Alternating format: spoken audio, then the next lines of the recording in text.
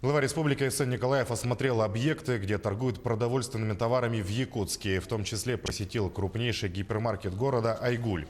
Глава региона осмотрел помещения магазина, отделы и кассы. По его словам, товара в магазине хватит на месяц вперед.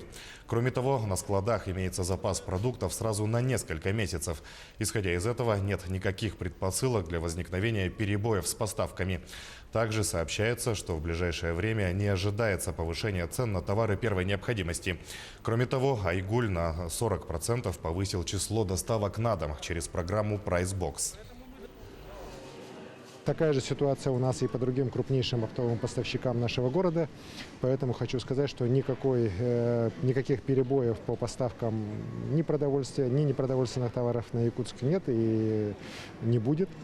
Более того, сейчас в рамках принятого мною решения о закрытии торговых предприятий в городе, торговых точек, это не касается именно предприятий, занимающихся торговлей продуктами первой необходимости, поэтому здесь тоже никаких перебоев у нас не будет. Оптовые базы, например, по городу Якутска, они будут работать в обычном режиме.